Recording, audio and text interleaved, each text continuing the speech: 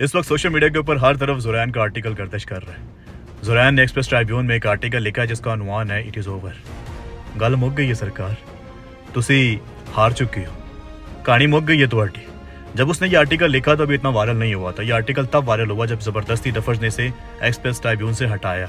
आप जानते हैं कि ज़ोर ज़बरदस्ती बंदूक की नोक के ऊपर वो हर चीज़ करने के आदी हैं। उन लोगों ने जब इसे हटाया तो उसके बाद फिर अवाम ने सोचा कि यार इसे क्यों हटाया गया। फिर अवाम ने पढ़ना शुरू किया।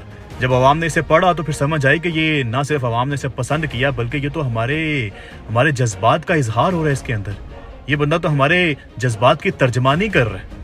अवाम ने ना सिर्फ इसे वायरल किया बल्कि ज़ुरैन को अप्रिशिएट भी किया इतना ज़बरदस्त आर्टिकल लिखने के ऊपर।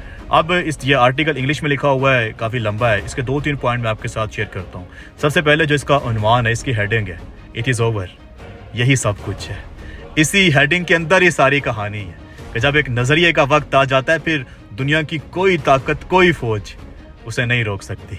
आए ना याद इमरान खान के अल्फाज, उसने कहा था ना जितना मर्जी जोर लगा लो एक जिस्म को तो कैद कर सकते हो, नज़रिए को कैद नहीं किया जा सकता। इस आर्टिकल की जो सबसे बेहतरीन लाइन मुझे पसंद आई है, उसने कहा कि बहुत बड़ा गैप है, एक गैप है बहुत बड़ा। कहाँ पे?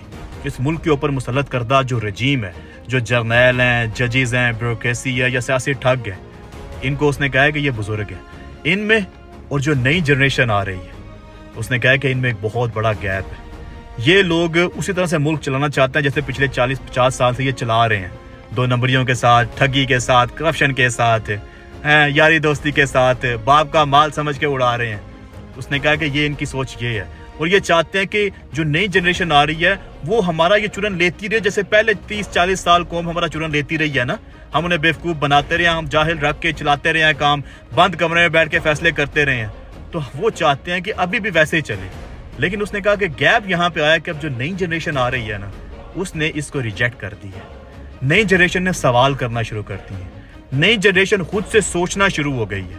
नई जनरेशन ये कह रहे हैं कि मैशत ऐसे ठीक होगी। नई जनरेशन कह रहे हैं कि नहीं 40 साल से यही कर रहे हो ना, ऐसे नहीं ऐसे ठीक होगी। ये कह रहे हैं कि नहीं ये मुल्क के लिए बेहतर है, ये मुल्क के लिए बेहतर नहीं है। नई जनरेशन कह रही है कि नहीं हमने 40-50 साल माजी देखा है, ये बेहतर नहीं है, ये बेहतर है। नई जनरेशन ने खुद से फैसले करना शुरू कर दिए।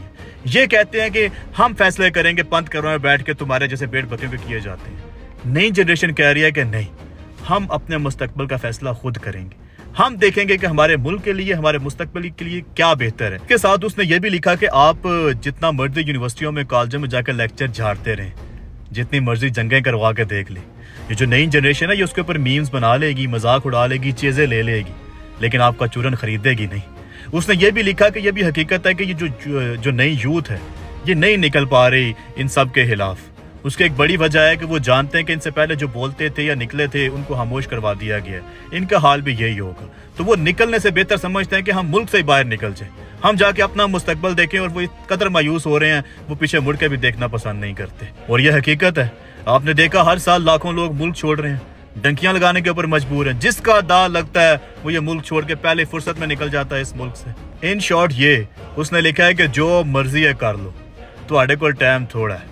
इमरान खान जिंदाबाद।